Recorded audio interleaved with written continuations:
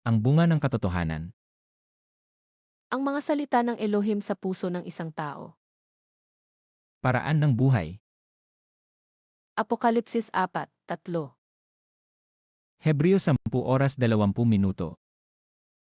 11. Ang bunga ng katotohanan.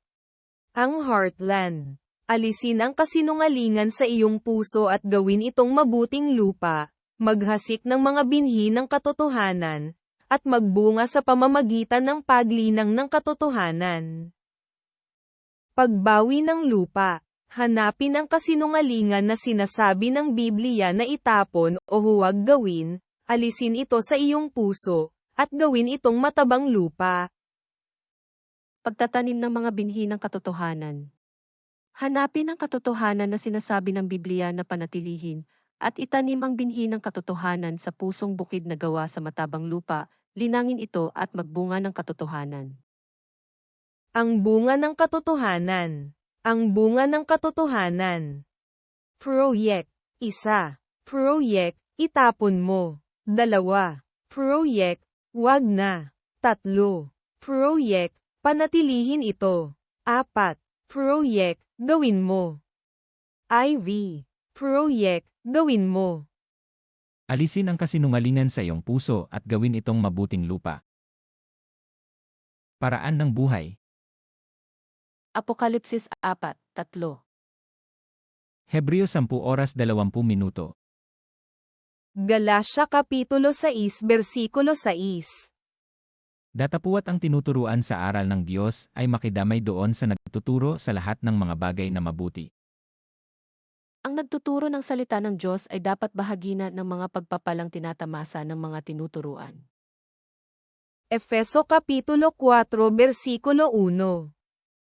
Namamanhik na sa inyo akong bilanggo sa Panginoon, na kayo'y magsilakad ng nararapat sa pagkatawag na sa inyo'y itinawag.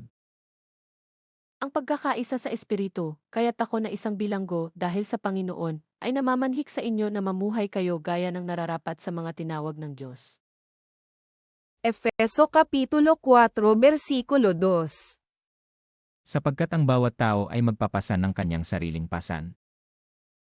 Sapagkat ang bawat tao ay magpapasan ng kanyang sariling pasan. Efeso Kapitulo 4 Versikulo 3. Napagsakitan niyong ingatan ang pakikipagkaisa sa Espiritu sa tali ng kapayapaan. Pag sumakitan ninyong mapanatili ang pagkakaisang mula sa Espiritu, sa pamamagitan ng buklod ng kapayapaan. Efeso Kapitulo 4 Versikulo 15. Kundi sa pagsasalita ng katotohanan na may pag-ibig, ay maagsilaki sa lahat ng mga bagay sa Kanya, na siyang Pangulo, sa makatuwid bagay si Kristo. Manapay sa pamamagitan ng pagsasalita ng katotohanan sa diwa ng pag-ibig, magiging ganap tayo kay Kristo na siyang ulo. Efeso Kapitulo 4 Versikulo 23. At kayo'y magbago sa espiritu ng inyong pag-iisip. Magbago na kayo ng diwa at pag-iisip. Efeso Kapitulo 4 Versikulo 24. At kayo'y magbihis ng bagong pagkatao, na ayon sa Diyos ay nilalang sa katuwiran at sa kabanalan ng katotohanan. At ang dapat makita sa inyo ay ang bagong pagkatao na nilikhang kalarawan ng Diyos, kalarawan ng kanyang katuwiran at kabanalan. Efeso Kapitulo 4 Versikulo 25. Kaya nga, pagkatakwil ng kasinungalingan, ay magsasalita ang bawat isa sa inyo ng katotohanan sa kanyang kapwa, sapagkat tayo'y mga sangkap na isa't isa sa atin.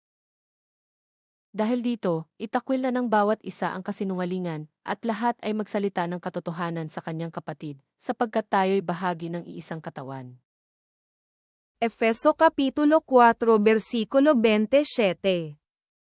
Nibigyan daan man ang diablo. Huwag ninyong bigyan ng pagkakataon ang dyablo. Efeso Kapitulo 4 Versikulo 28. Ang nagnanakaw ay huwag nang magnakaw pa, bagkus magpagal, na igawa ang kanyang mga kamay ng mabuting bagay, upang siya'y may maibigay sa nangangailangan.